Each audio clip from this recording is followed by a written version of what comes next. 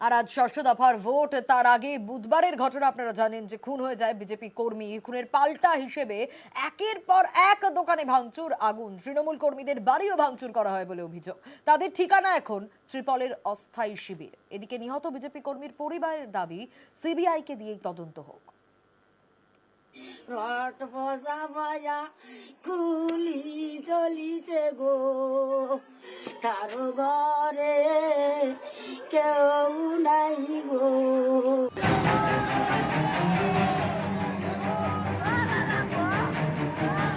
নন্দীগ্রামে স্বজন হারানোর কান্না, খুনের পাল্টা হামলা, ভাঙচুর, আগুন, সর্বস্ব খুইয়ে কান্না। আমার কাছে সব চলিছে গো, ক্লিয়ার হইব আমারে গো বাবা। আমার যে ছেলে পুলে চাউ ধান টোকা সেখানে খাই যাব গো। বুধবার গভীর রাতে নন্দীগ্রামে খুন হন বিজেপি কর্মী। এর পাল্টা বৃহস্পতিবার আসরে নামে বিজেপি। প্রথমে জায়গায় জায়গায় বিক্ষোভ। বেলা বাড়তেই সোনাচূড়ার মনসা বাজারে ভাঙচুর করে আগুন লাগিয়ে দেওয়া হয় একের পর এক দোকানে।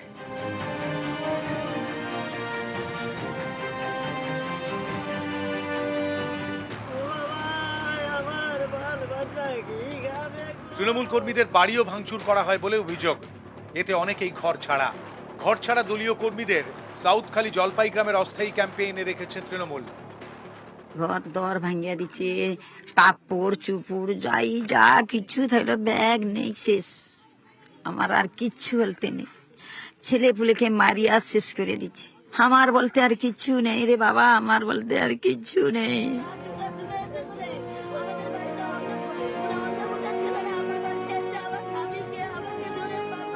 বিজেপি কর্মী খুন, তার পাল্টা ভাঙচুর, আগুন। 4টি বুথ এলাকার ঘরছাড়ারা মাথা গুঁজেছেন এই অস্থায়ী ত্রাণ শিবিরে। এদের মধ্যে কেউ তৃণমূলের পঞ্চায়েত সদস্য, কেউ আবার তৃণমূলের বুথ সভাপতি। 5 জন বিজেপি দুষ্কৃতী আমার বাড়ি ফুল আক্রমণ চালা।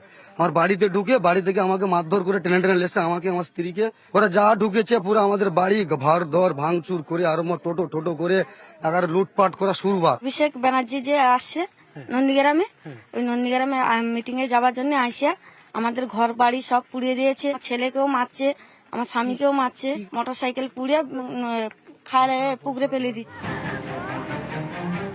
বুধবার রাতে নন্দীগ্রামে খুন হন বিজেপি কর্মী রথিবালা আড়ি। এ নিয়ে বৃহস্পতিবারই সিবিআই তদন্তের দাবিতে সরব হন নন্দীগ্রামের বিধায়ক তথা বিরোধী দলনেতা শুভেন্দু অধিকারী। এই একই সুর শুক্রবার শোনা গিয়েছে নিহত বিজেপি কর্মীর পরিবারের মুখে।